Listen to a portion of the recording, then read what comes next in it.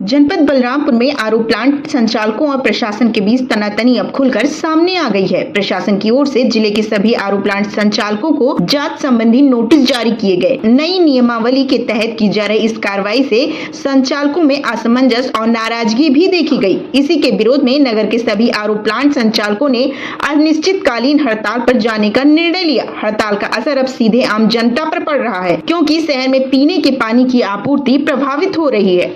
RO union का कहना है, बिना स्पष्ट दिशा निर्देश, एक तरफा जांच प्रक्रिया और अचानक नोटिस जारी किए जाने से संचालकों को भारी परेशानी का सामना करना पड़ा। फिलहाल हड़ताल अनिश्चित काल के लिए जारी रहेगा।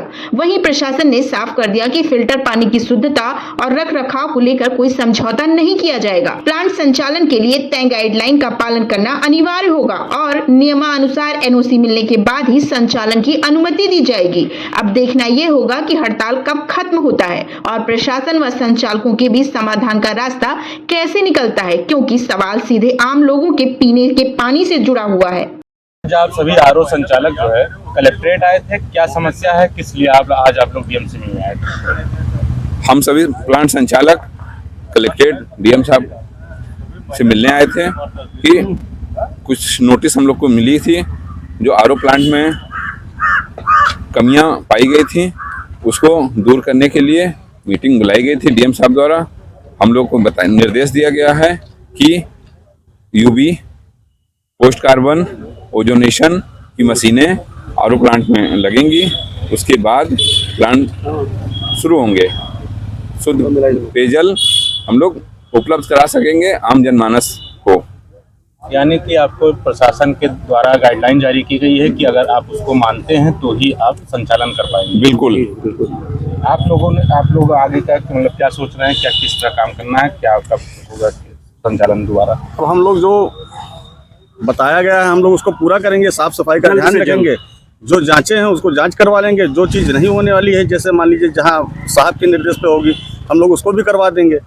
लेकिन तब तक के लिए हम लोग प्लांट अपना कोई चालू नहीं करेगा। सब लोग जो मशीनें हैं उसको लगा के तब फिर हम लोग प्लांट यहाँ पे एफिडेविट देके कि साहब हम लोग लगवा लिए, तभी संचालन कर पाएंगे। जैसे संचालन आप कह रहे हैं कि नहीं होगा, तो क्या आप प्रशासन से सहमत हैं? हम बहुत कम समय में वो जो मानक दिए हैं डीएम साहब, वो हम पूरा कर लेंगे। वो बहुत बड़ा इशू नहीं है। हम जल्द से जल्द पब्लिक में पानी सप्लाई जरूर करेंगे, मगर जब तक ये निर्देश जो भी चीजें साहब ने हम लोग को बताई हैं, मेन वो है फूड सेफ्टी। तो ये फूड सेफ्टी का ही मेन हम लोग का मुद्दा है। मेन भाई हम अदर चीज़ों को नहीं जानते हैं। भाई फूड विभाग से साहब आए, साहब ने बताया कि ये चीज़ें ज़रूरी होती हैं।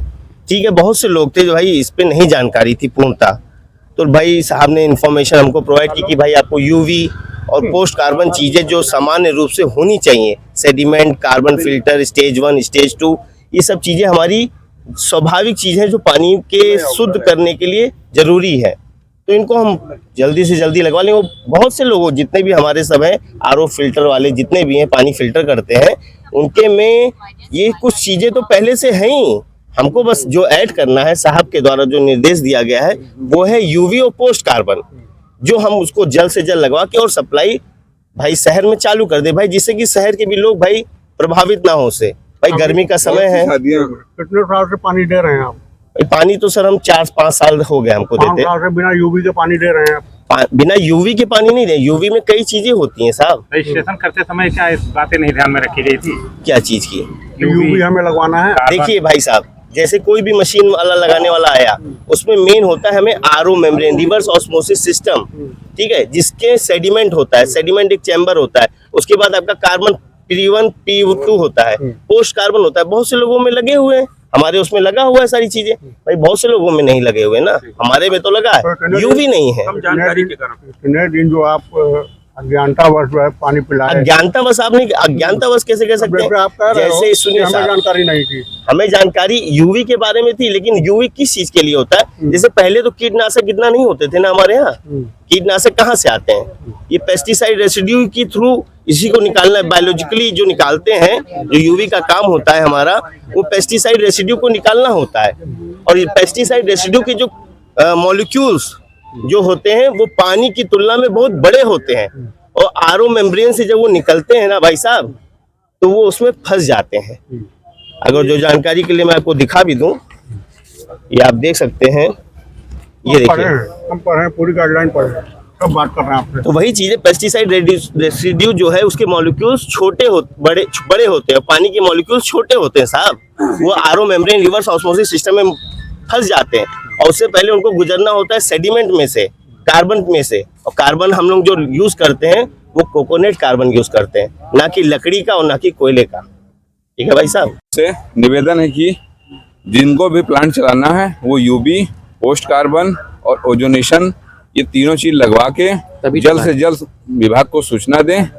तब तक के लिए डीएम साहब के निर्देश पे प्लांट बंद रहेंगे और उसका संचालन नहीं किया जाएगा।